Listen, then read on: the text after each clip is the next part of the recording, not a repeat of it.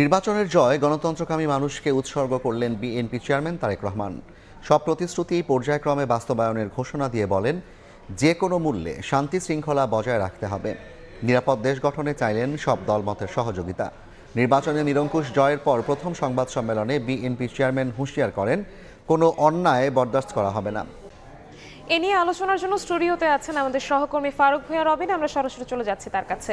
রবিন, আপনাকে স্বাগতম এবং ফাগুনের শুভেচ্ছা। আমাদের ত্রয়োদশ জাতীয় সংসদ নির্বাচনের পর তো আমাদের বিএনপি দলের চেয়ারম্যান তারেক রহমান তিনি কিন্তু আজকে প্রথম সংবাদ সম্মেলন করেছেন।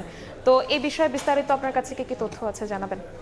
আজকে বিএনপি চেয়ারম্যান তারেক রহমানের যে সংবাদ সম্মেলন হয়েছে সেখানে কিন্তু তিনি যেমন একটি লিখিত বক্তব্য শুরুতে উপস্থাপন করেছেন, তার বাইরেও কিন্তু দেশি বিদেশি সংবাদ মাধ্যমের যে কর্মীরা ছিলেন, সাংবাদিকরা ছিলেন, তারা তাকে বিভিন্ন বিষয়ে প্রশ্ন করেছেন এবং সেই জায়গাতে তিনি সেসবের জবাবও দিয়েছেন। তো তারেক রহমান তার আজকের যে বক্তব্য সেখানে মোটা দাগে যেই কয়েকটি বিষয় তিনি বলেছেন সেটি হলো যে বিভিন্ন রাজনৈতিক দল বা দলমত গোষ্ঠী নানাজনের মধ্যে মতপথের ভিন্নতা থাকতে পারে, কিন্তু যদি ভিন্নতা থাকে তারপরও যে দেশের স্বার্থে সবাই এক, এবং একই সঙ্গে তিনি যে জনগণকে দেওয়া বিভিন্ন প্রতিশ্রুতি সেটার কথাও কিন্তু উল্লেখ করেছেন তার সংবাদ সম্মেলনে। সেখানে তার 31 দফার কথা বলেছেন এবং একই সঙ্গে যে নোট অফ ডিসেন্ট সহ জুলাই সনদে সই করা সে কথাটি উল্লেখ করেছেন এবং নির্বাচন ইশতেহারের প্রসঙ্গটা এনেছেন। তো সেই জায়গাতে তিনি বলেছেন যে জনগণকে দেওয়া যে প্রতিশ্রুতিগুলো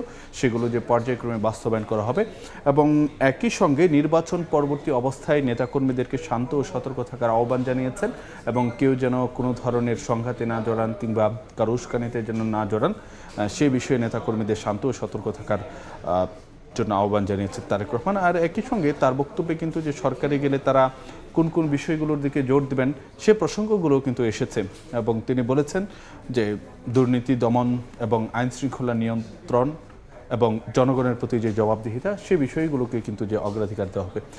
তার বাইরেও কিন্তু যে তারেক রহমান আজকে যে সংবাদ সম্মেলন করেছেন সেখানে বেশ কিছু বিষয়াশয়গুলো কিন্তু এসেছে, বিশেষ করে সরকার পরিচালনা করতে গেলে কোন কোন বিষয়ের ক্ষেত্রে তিনি কঠোর হবেন।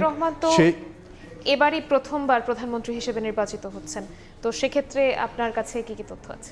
হ্যাঁ, তিনি যদি তার আজকের যে সংবাদ সম্মেলনে যে বক্তব্য দেওয়া সেখানে তিনি যে কটি বিষয়ের উপর জোর দেবে বা তার সরকার সেটিরও কিন্তু যে ইঙ্গিত দিয়েছেন এবং সেখানে তিনি বলেছেন যে কোনো মূল্যে শান্তি শৃঙ্খলা বজায় রাখা হবে এবং কোনো ধরনের অন্যায় সেটিকে বরদাস্ত করা হবে না, এবং যদিও অনেকের মধ্যে রাজনৈতিক বিরোধ থাকে সেটি যেন প্রতিহিংসা কিংবা প্রতিশোধের রূপ না নেয়, সেই বিষয়টি কিন্তু তার বক্তব্যে উঠে এসেছে। এবং আওয়ামী লীগের বিষয়ে একটি প্রশ্ন উঠেছিল, সেখানে তিনি বলেছেন যে আওয়ামী লীগের বিষয়ে রুল অফ ল অনুযায়ী সিদ্ধান্ত, মোটামুটি এক বাক্যে তিনি সেই প্রসঙ্গের জবাব দিয়েছেন। এবং পররাষ্ট্র নীতি নিয়েও কিন্তু যে বিভিন্ন দেশের সাংবাদিকরা ছিলেন তারা আসলে যে নানান ধরনের প্রশ্ন করেছেন, তো সেই জায়গায় মোটা দাগে তার যে কথাটি ছিল সেটা হলো দেশ ও জনগণের